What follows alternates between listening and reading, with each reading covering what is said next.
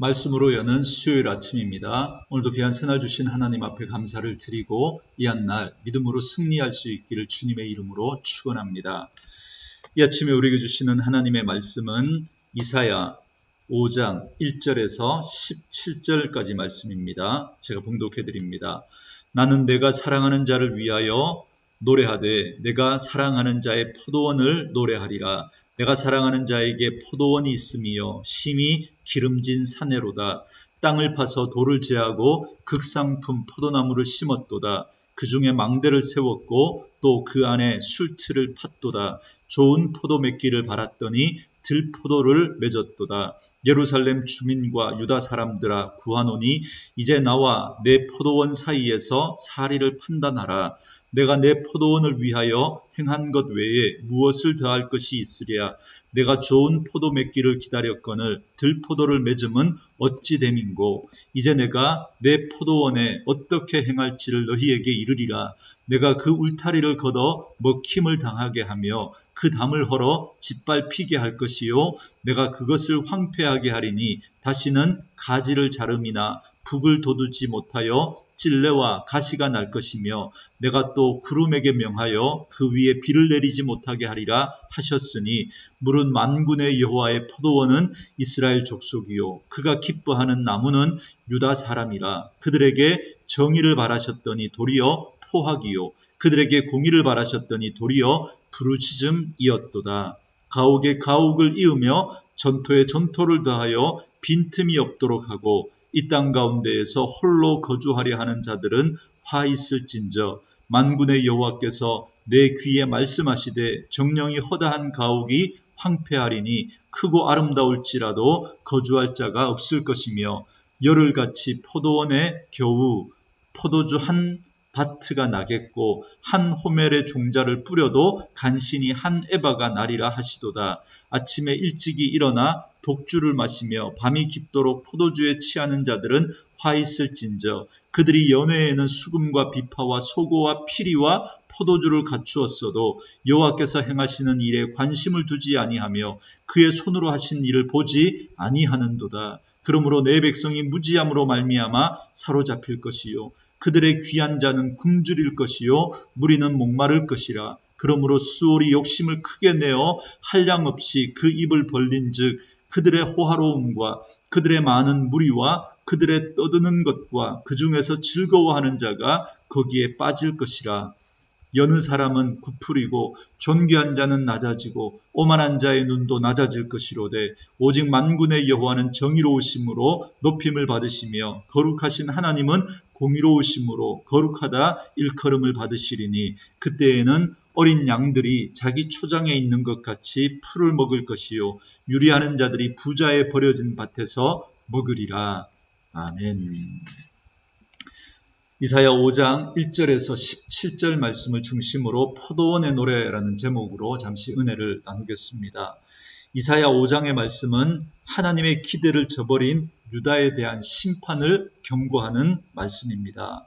그 중에서도 오늘 본문의 말씀은 두 부분으로 나누어집니다. 먼저 1절부터 7절까지 말씀은 포도원의 노래라고 하는 부분입니다. 이건 하나님의 지극한 사랑에도 불구하고 하나님의 기대를 저버린 유다에 대한 심판을 말씀하시는 내용입니다. 이어서 8절부터 유다가 좋은 포도 대신 맺은 그 들포도, 다시 말하면 유다의 6가지 악행을 제시하면서 심판을 선언하는 말씀이 나옵니다. 그 가운데 우리는 오늘 8절부터 17절까지만 보면서 유다 지도층의 2가지 악행을 우리가 살펴보게 될 겁니다. 먼저 1절부터 7절의 포도원의 노래를 보시기 바랍니다. 1절, 2절에 나는 내가 사랑하는 자를 위하여 노래하되 내가 사랑하는 자의 포도원을 노래하리라. 내가 사랑하는 자에게 포도원이 있으며 심히 기름진 사내로다. 땅을 파서 돌을 제하고 극상품 포도나무를 심었도다. 그 중에 망대를 세웠고 또 그 안에 술틀을 팠도다. 좋은 포도 맺기를 바랐더니 들포도를 맺었도다. 그럽니다. 포도원 주인은 자신의 포도원을 만들기 위해서 기름진 산에다가 자리를 잡고 땅을 파고 돌을 제거한 후에 극상품 포도나무를 사와서 거기에 심었습니다. 그리고 포도원을 해치는 짐승이나 사람들로부터 보호하기 위해서 울타리도 치고 담도 쌓고 망대도 세워서 지키고 감시했습니다. 그리고 포도원 안에는 포도 열매가 나며 그 포도원 안에는 포도 열매가 맺으면 이 포도주를 만들 술틀도 파서 만들었습니다. 그리고 이제 좋은 포도만 맺기를 기다렸던 거죠. 그런데 이렇게 최상의 것으로 심었고 최상의 것으로 관리를 했음에도 불구하고 아주 품질이 형편없는 들포도를 맺게 되었던 겁니다. 그래서 그 주인은 예루살렘 주민과 유다 사람들에게 무엇이 문제인지 누구의 잘못인지 한번 판단해 보라고 말합니다. 주인은 포도원을 위해서 자기가 할 수 있는 모든 것을 가지고 최선을 다해서 심고 관리를 했습니다. 누가 봐도 여기에는 좋은 포도나무가 나올 수밖에 없습니다. 그런데 좋은 포도가 아닌 형편없는 들포도만 나왔던 겁니다. 이에 주인이 어떻게 합니까? 5절 말씀에 이제 내가 내 포도원에 어떻게 행할지를 너희에게 이르리라. 내가 그 울타리를 걷어 먹힘을 당하게 하며 그 담을 헐어 짓밟히게 할 것이요. 그럽니다. 주인이 화가 난 겁니다. 그래서 이제 그 주인은 포도원의 울타리를 걷고 담을 헐 거라고 그럽니다. 그래서 짐승들이 포도를 먹고 밭을 짓밟도록 그냥 내버려 둘 겁니다. 그래서 그 포도원은 황폐하게 될 겁니다. 다시 포도나무에 가지를 잘라주거나 땅을 북돋워 주거나 그렇게 하는 일이 없을 겁니다. 찔레와 가시와 잡초들이 나도 그냥 내버려 둘 거라는 겁니다. 그리고 구름에게 명하여 비도 내리지 않게 하실 것이다. 그렇게 말씀합니다. 여러분 이렇게 말씀하시는 거 보니까 그 주인이 누군지 분명히 드러나죠. 이 포도원의 주인은 바로 하나님이십니다. 그리고 이 포도원은 유다 족속들을 말하는 것이고 그리고 하나님이 기뻐하시고 기대하셨던 포도나무는 유다의 백성들을 말합니다. 그러니까 하나님은 그들에게 정의를 바라셨으나 도리어 그들은 포악을 행하였고 공의를 바라셨으나 하나님께 들려오는 소리는 고통받는 사람들의 부르짖는 소리밖에 없었던 겁니다.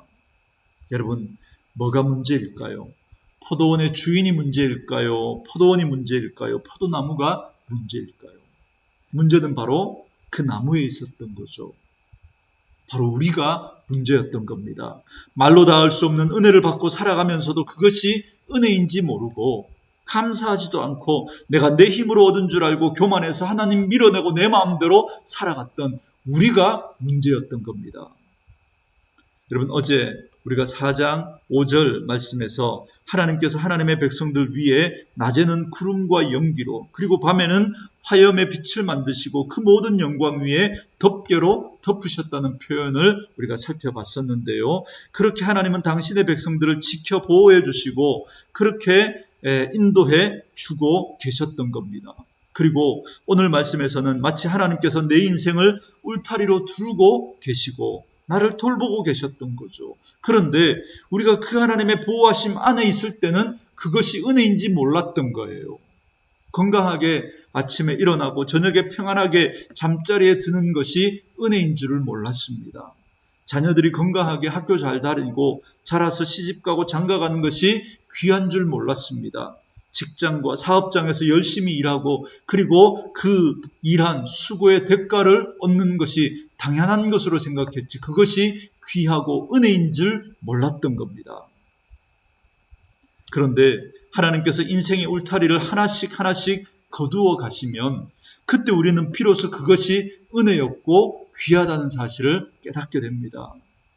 여러분 우리가 참 어리석은 게 소중한 것을 읽고 나서야 깨닫는다는 겁니다. 그래서 사랑을 노래하는 시나 가사말을 보면 대부분 그것을 잃어버리고 난 다음에 그것이 사랑이고 소중한 것이었다는 걸 노래하는 그런 것들이 대부분이지 않습니까? 사랑하는 성도 여러분, 천부여 의지 없어서 손들고 옵니다. 그렇게라도 돌아오면 그게 은혜지만 그러나 잃어버리기 전에 깨닫는 것이 더 복인 줄 믿습니다. 그러므로 하나님께서 우리의 인생의 울타리를 지켜주고 계실 때 그때 그것이 은혜인 줄을 잊지 마시고 감사할 수 있기를 바랍니다. 그리고 베풀어 주신 그 은혜 앞에 우리가 바른 태도와 자세를 가지고 그 은혜에 반응하며 살아간다면 분명히 우리는 적어도 들포도는 맺지 않을 겁니다. 점점 더 나은 열매를 맺어가게 될 겁니다. 중요한 건 점점 더 나은 열매를 맺어 간다는 겁니다. 그런데 우리가 신앙생활 십수년째 하면서도 아무런 열매도 맺지 못하고 있는 그런 우리의 모습은 아닙니까? 왕년에는 내가 이렇게 했었고 이런 사람이었는데 라고 하면서 과거에만 머물러 있지 않습니까? 그럼 지금은요? 지금은 물론 열심이나 육체적인 몸으로 하는 건 그때와 비교할 수 없겠지만 그러나 젊을 때와는 비교할 수 없는 더 성숙한 인격과 성품으로 우리는 여전히 하나님 앞에서 열매를 맺어가야 합니다. 그렇지 못한다면 어쩌면 왕년에 맺었던 그 열매도 내 의의 열매일 가능성이 많습니다. 하나님이 우리에게 주신 생명은 영원한 생명이기 때문에 멈추지 않습니다. 계속해서 살아가야 합니다. 여러분, 열매를 일로 생각하시면 안 됩니다. 하나님과의 관계에서 오는 내 생각의 변화, 인격의 변화, 성품의 변화를 말합니다. 그래서 하나님은 그렇게 하나님 때문에 변화되고 성숙해진 그 사람이 하는 그 일을 통해서 하나님은 일하십니다. 그러므로 오늘도 하나님의 은혜 가운데 머물며 성령 하나님과 동행하는 가운데 사랑과 희락과 화평과 오래 참음과 자비와 양성과 충성과 온유와 절제와 같은 그런 성령의 열매를 맺어가는 저와 여러분 되어줄 수 있기를 주님의 이름으로 축원합니다. 이제 두 번째 단락인데요. 여기서는 들포도를 맺은 유다의 악행을 하나님이 지적하십니다. 특별히 오늘 본문에서는 유다의 지도자들이 범한 두 가지 악행에 대해서 다루고 있습니다. 먼저 8절 말씀해 보시면 가옥에 가옥을 이으며 전토에 전토를 더하며 빈틈이 없도록 하고 이 땅 가운데에 홀로 거주하려 하는 자들은 화 있을진저 그럽니다. 이게 무슨 말이냐면 다른 사람들의 집과 밭을 이렇게 차지해서 자신의 집을 점점 더 확장해가고 그리고 살아갈 충분한 땅이 있음에도 불구하고 땅을 사서 더 넓혀가는 겁니다. 마치 혼자만 살려고 하는 사람처럼. 여러분, 이 말은 무슨 말이냐면 마치 자신의 왕국을 만들어가는 그러한 사람들에게 화가 있을 것이라고 말씀하시는 말씀입니다. 비단 땅과 이 집에 대한 이야기만 말씀하는 게 아닙니다. 여러분, 이 말씀은 유다의 지도자들의 욕심에 대한 말씀을 하고 있는 겁니다. 그렇기 때문에 그 집과 땅이 교회일 수도 있고 선교단체일 수도 있고 선교지일 수도 있습니다. 그래서 그곳에 자기만의 왕국을 만들게 되면 분명히 화가 있을 거라는 겁니다. 하나님께서는 그런 자들에게 분명하게 말씀하십니다. 그들의 많은 집, 다시 말하면 그들의 이룬 그 공동체가 황폐하게 하실 것이고 크고 아름다운 집, 그 공동체라고 할지라도 거주할 자가 없게 될 것을 선포하고 계십니다.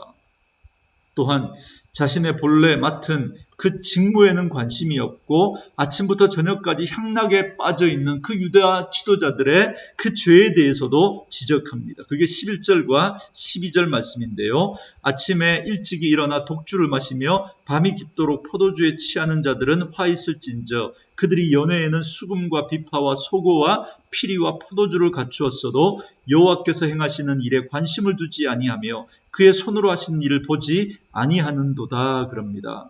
하나님께서 하시고자 하시는 일에는 관심이 없고 오직 자신의 향락을 쫓아서 살아가는 지도자들에게 화가 있을 것임을 선언합니다. 그 결과가 어떻게 됩니까? 13절과 14절 말씀입니다. 그러므로 내 백성이 무지함으로 말미암아 사로잡힐 것이요 그들의 귀한 자는 굶주릴 것이요 무리는 목마를 것이라. 그러므로 수월이 욕심을 크게 내어 한량없이 그 입을 벌린즉 그들의 호화로움과 그들의 많은 무리와 그들의 떠드는 것과 그 중에서 즐거워하는 자가 거기에 빠질 것이라. 그럽니다. 하나님께서는 하나님의 백성들의 무지함을 바로잡으실 겁니다.